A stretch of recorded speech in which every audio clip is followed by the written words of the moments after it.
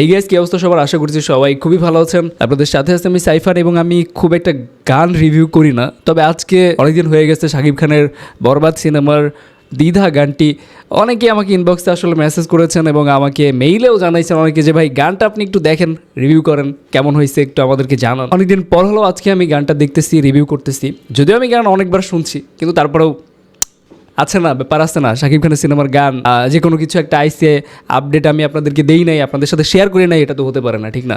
So অনেকদিন পর হলেও আজকে গানটা রিয়াকশন করছি। Let's get started. 4 দিনে এটার ভিউজ হয়েছে 1 মিলিয়ন, যেটা সাবস্ক্রাইবার মাত্র 35,000, 10,000 না 20,000 সাবস্ক্রাইবার ছিল, এখন প্রায় 15,000 হয়ে গেছে। সো ক্যান ইউ ইমাজিন ভাই, এটাই পাওয়ার ভাই, এটাই পাওয়ার, এটারে বলে পাওয়ার।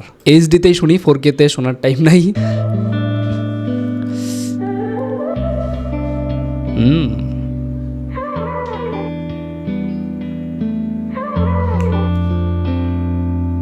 জানি অস্থির ভাই। না কি করে তুমি এসে হৃদয়ে নায়িকা দিলে সব ভাই জানা কোকেন দিয়ে যাইতেছে ভাই রে ভাই, কি যে দেখাইবো সিনেমার মধ্যে।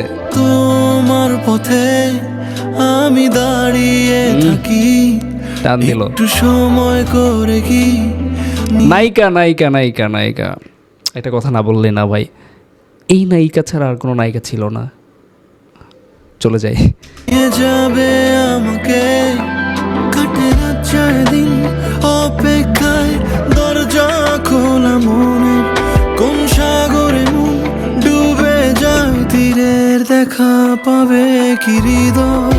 কখনো রোদ তুমি, কখনো জোছনা, তুমি ভালোবাসো নাকি তুমি ভালোবাসো না।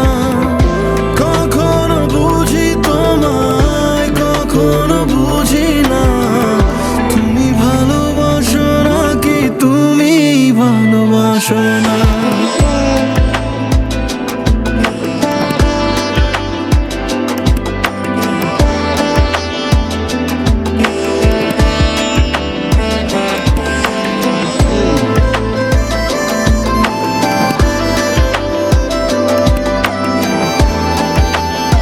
শাকিব খানের এইখানে সিগনেচারটা দেখছেন ট্যাটু আকারে, এটা কিন্তু অস্থির।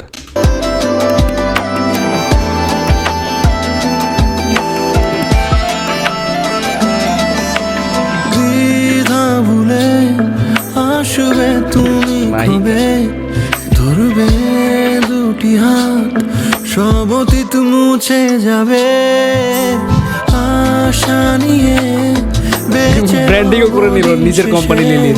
সব সুখেরই ঠিকানা হবে আমাদের ঘরে, কাটে না 4 দিন অপেক্ষায়, দরজা খোলা মনে, কোন সাগরে মন ডুবে যায়, তীরের দেখা পাবে কি হৃদয়।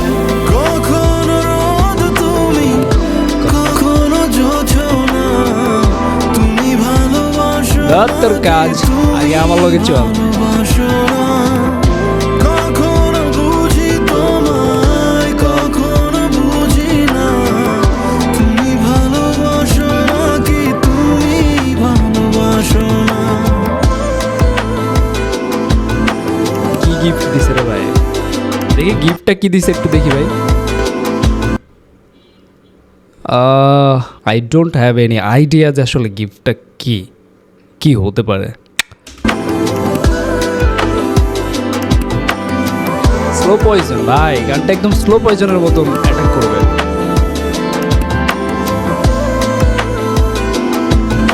লুক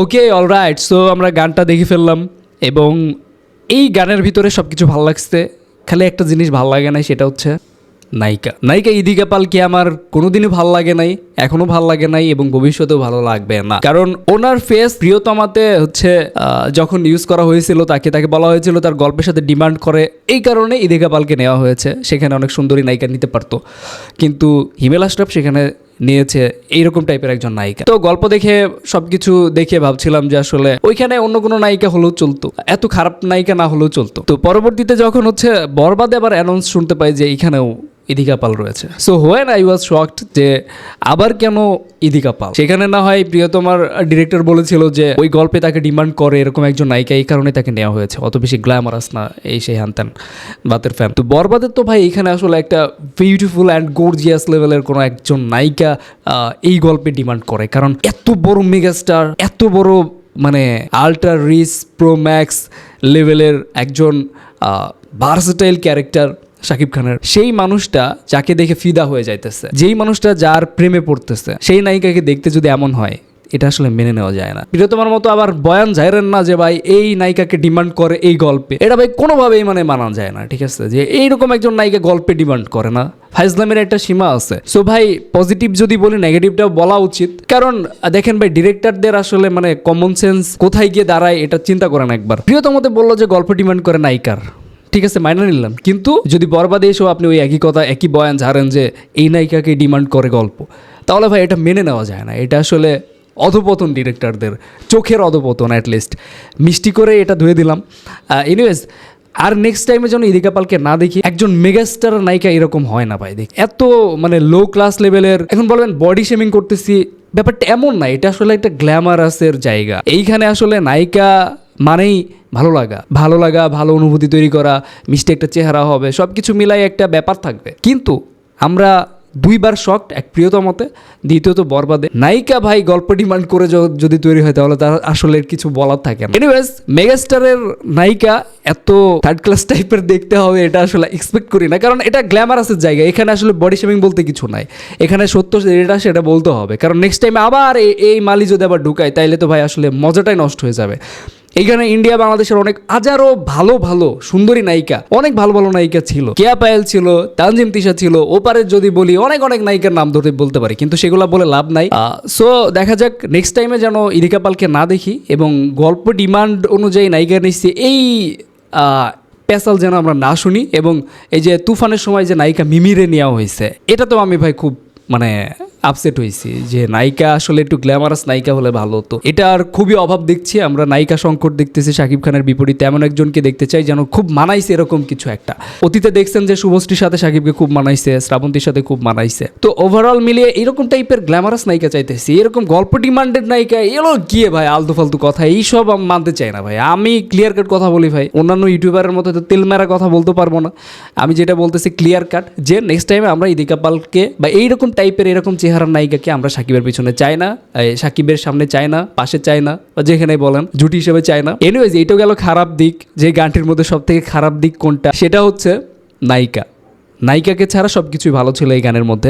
আর আনডাউটলি সাকিব খানের লুক, মাই গুডনেস, একজন রিচ বাপের রিচ পোলা যেমনটা লাগা উচিত, দেখে মনে হচ্ছে যে একজন ফ্যাশন আইকন দাঁড়ায় আছে। এক একটা ড্রেস, কস্টিউম সব কিছু মিলায় একটা ব্যাপার আছে। নায়িকার ড্রেস নিয়ে আমার কোনো অবজেকশন নাই, কারণ নায়িকাকে এইভাবে সাজানো হয়েছে, কিন্তু ভাই তার চেহারা বলেন, এটা গ্ল্যামারাস বলেন, যে একটা মিষ্টি চেহারা, সব কিছু মিলায় ভাই নায়িকা ইদিকা পাল এটা যায় না। এনিওয়েজ, এই তো ছিল আসলে আমার পক্ষ থেকে রিভিউ। আপনাদের মতামত অবশ্যই কমেন্টে জানাবেন যে এই নায়িকা ছাড়া অন্য কোন নায়িকা শাকিব খানের সাথে খুব ভালো মানায়। এটা আসলে আমরা যে ভিডিওগুলো বানাই এগুলো আসলে ম্যাক্সিমাম টাইমে কাজ হয়, এমন না কাজ হয় না। কোনো না কোনো সময় ডিরেক্টর যদি দেখে ফেলে, কোনো না কোনো সময় যদি প্রোডাকশনে কেউ দেখে ফেলে, বা নেক্সট প্ল্যানিং যারা করতেছে তারাও যদি দেখে ফেলে, তাহলে হয়তো বা তারা এই জিনিসটা নিয়ে চিন্তা করবে যে শাকিব খানের নায়িকা হিসেবে আসলে যেমন তেমন চেহারার কোনো নায়িকা আসলে নেওয়া উচিত নয়। সো এই জিনিসটা তারা মাথায় রাখবে, এবং আপনারাও এটা কমেন্টে জানান কাকে কাকে ভালো লাগবে।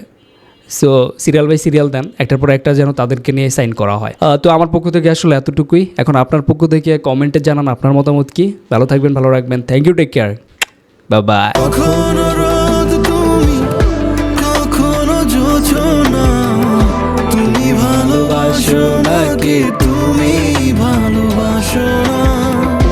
কখনো বুঝি তোমায়, কখনো বুঝি